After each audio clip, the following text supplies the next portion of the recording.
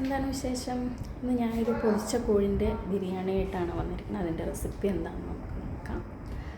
ആദ്യമായിട്ട് ഇതിന് വേണ്ട സാധനങ്ങൾ എന്താണെന്നൊക്കെ നോക്കാം. സബോള, തക്കാളി, ഇഞ്ചി വെളുത്തുള്ളി പേസ്റ്റ്, പുതിന, മല്ലിയില, തൈര്, പച്ചമുളക്, അതുപോലെ മാഗ്നേറ്റ് ചെയ്ത് വെച്ചിരിക്കുന്ന ചിക്കൻ. നമ്മൾ കുക്കറിൽ വെള്ളം ചൂടാക്കാൻ വേണ്ടി വെച്ചിട്ടുണ്ട്. ചൂടാക്കാനല്ല, തിളപ്പിക്കാൻ. ഇപ്പോൾ പുറത്ത് വർക്ക് ചെയ്യണവർക്ക്, അതുപോലെ അടുപ്പില്ലാത്തവർക്ക്, സാധാരണ വിറകടുപ്പില്ലാത്തവർക്കൊക്കെ പറ്റിയൊരു ഈസി ആയിട്ടുള്ളൊരു റെസിപ്പിയാണ്. അപ്പോൾ അതിലേക്ക് നമുക്ക് ആവശ്യത്തിന് ഉപ്പിട്ട് കൊടുക്കാം.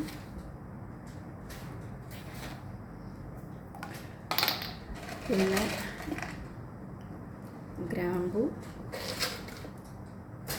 ഏലക്ക, അതുപോലെ തന്നെ പട്ട, ഇത്രയും ഇട്ടതിന് ശേഷം ഈ വെള്ളം ഒന്ന് ജസ്റ്റ് തിളക്കട്ടെ. വെള്ളം ചൂടായിട്ട് വന്നിട്ടുണ്ട് ഗൈസ്. അപ്പോൾ നമുക്ക് കഴുകി വൃത്തിയാക്കിയിട്ടുള്ള ബസുമതി റൈസാണ് ഞാൻ ഇടുന്നത്. ബസുമതി റൈസ് ചേർത്ത് കൊടുക്കാം. അതിന് മുന്നേ ഞാൻ കുറച്ച് ഓയിലും കൂടി ഒഴിച്ചായിരുന്നു. അരി തമ്മിൽ ഒട്ടിപ്പിടിക്കാണ്ടിരിക്കാൻ വേണ്ടിയിട്ടാണ് അങ്ങനെ ചെയ്യുന്നത്. ഓക്കെ, റൈസ് നമുക്ക് ചേർത്ത് കൊടുക്കാം. നമ്മളൊരു പാൻ അടുപ്പത്ത് വെച്ചിട്ടുണ്ട്. ചിക്കൻ വറക്കുന്നതിന് മുമ്പ് നമുക്ക് അണ്ടിപ്പരിപ്പും അതുപോലെ സബോളയും മുന്തിരിയും വറുത്തെടുക്കാം. എണ്ണ ഒഴിച്ചിട്ടുണ്ട് ഗൈസ്. എണ്ണ നന്നായി ചൂടായി വന്നിട്ടുണ്ട്. അതിലേക്ക് നമുക്ക് സബോള ചേർത്ത് കൊടുക്കാം. ഞാനിവിടെ സൺഫ്ലവർ ഓയിലാണ് ഒഴിച്ചിരിക്കുന്നത്. നെയ്യ് ഒഴിക്കുന്നവർക്ക് നെയ്യ് ഒഴിക്കാം. അത് കഴിഞ്ഞ് ചിക്കൻ വറക്കേണ്ട കാരണം ഞാൻ സൺഫ്ലവർ ഓയിലാണ് ചേർത്ത് കൊടുത്തിരിക്കുന്നത്. നല്ലൊരു ബ്രൗൺ കളറാവുന്ന വരെ നമുക്ക് വഴറ്റിയെടുക്കണം. ഇതൊരു നല്ല ബ്രൗൺ കളറായിട്ടുണ്ട്. നമുക്കിനി അണ്ടിപ്പരിപ്പ് മുന്തിരി വറക്കാൻ വയ്ക്കാം. കുറച്ച് മുന്തിരി ഇട്ട് കൊടുക്കാം.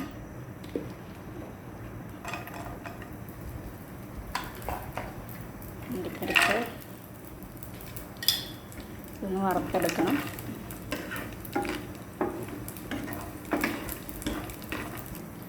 നമ്മുടെ അരി നന്നായിട്ട് തിളച്ച് വന്നിട്ടുണ്ട്, പക്ഷെ വെന്തിട്ടില്ല. കുറച്ച് നേരം കൂടി ഇരിക്കണം. അപ്പോൾ ഞാൻ അണ്ടിപ്പരിപ്പും മുന്തിരിയും കോരി വെച്ചിട്ടുണ്ട്. നമുക്ക് കുറച്ച് എണ്ണയും കൂടി അതിലേക്ക് ഒഴിച്ചിട്ട് ചിക്കൻ വറുത്തെടുക്കാം. എണ്ണ ചൂടായി വന്നിട്ടുണ്ട്. നമുക്ക് ചിക്കൻ ഓരോ പീസുകളായിട്ട് ചേർത്ത് കൊടുക്കാം.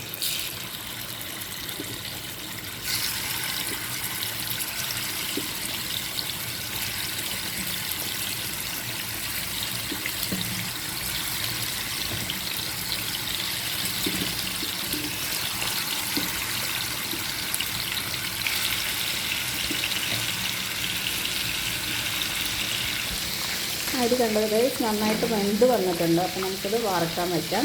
സാധാരണ നമ്മൾ അമ്മമാർ വറുക്കണ പോലെ തന്നെ വറുക്കാൻ വയ്ക്കാം. ചിക്കൻ ഇവിടെ നന്നായിട്ട് മൊരിഞ്ഞ് വന്നിട്ടുണ്ട്. ഇനി കുറച്ചും കൂടി ചിക്കൻ നമുക്ക് വറുത്തെടുക്കാനുണ്ട്. അതും കൂടി വറുത്തെടുക്കാം. റൈസ് നമ്മൾ ഡ്രെയിൻ ഔട്ട് ചെയ്യാൻ വേണ്ടിയിട്ട് വെച്ചിട്ടുണ്ട്. വെള്ളം വറന്നതിന് ശേഷം നമുക്കത് സെറ്റ് ചെയ്യാം.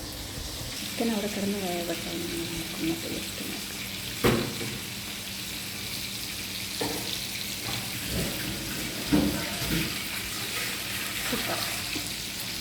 ബാക്കിയുള്ള ചിക്കനും നന്നായിട്ട് വറുത്തെടുത്തിട്ടുണ്ട് ഗൈസ്. ഇനി നമുക്ക് ബിരിയാണി വെക്കാൻ തുടങ്ങാം.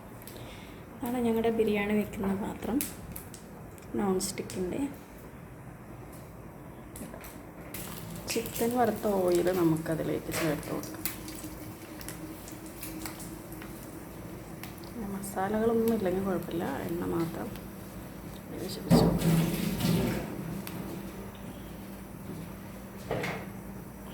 എണ്ണ നന്നായി ചൂടായിട്ട് വന്നിട്ടുള്ളത് നമുക്ക് ഇഞ്ചി വെളുത്തുള്ളി പേസ്റ്റ് ചേർത്ത് കൊടുക്കാം.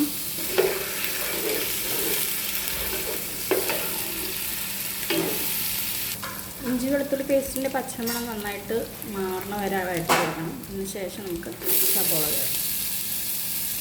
ഇതൊരു ബ്രൗൺ കളറാവണ വരെ വഴറ്റിയെടുക്കണം. കുറച്ച് പച്ചമുളക് ചേർത്തിട്ടുണ്ട്. കുറച്ച് ഉപ്പും കൂടി ചേർക്കാം.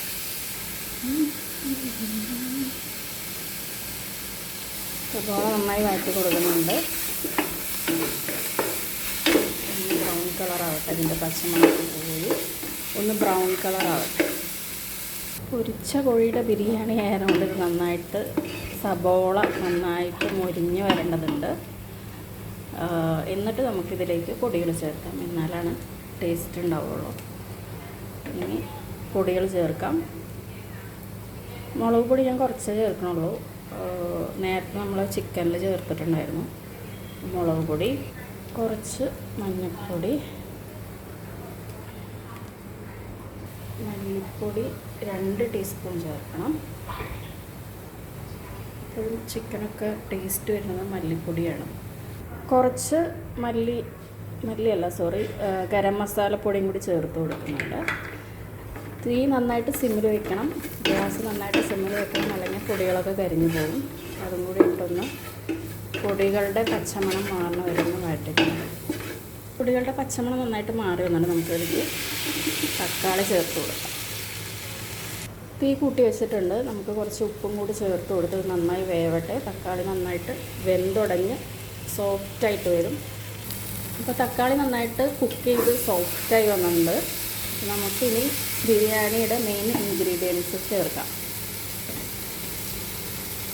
മല്ലിയില, പുതിന, ഇലകൾ മുഖ്യം ഇതിൽ. അതുപോലെ തന്നെ തൈരും ഒരുമിച്ച് ചേർക്കാം. നന്നായി ഇളക്കി. അത് നന്നായി വഴന്ന് വന്നുകൊണ്ട് നമുക്ക് പൊരിച്ച് മാറ്റി വെച്ചിരിക്കുന്ന ചിക്കൻ ചേർത്ത് കൊടുക്കാം. എന്നിട്ട് കുറച്ച് വെള്ളം കൂടി ഒഴിച്ചിട്ട് നന്നായിട്ട് ഈ മസാലകളൊക്കെ നന്നായി പിടിക്കുന്ന വരെ വേവിച്ചെടുക്കാം. ഒന്നുകൂടെ ഈ മസാലകളിൽ കിടന്ന് വേവണം ചിക്കൻ.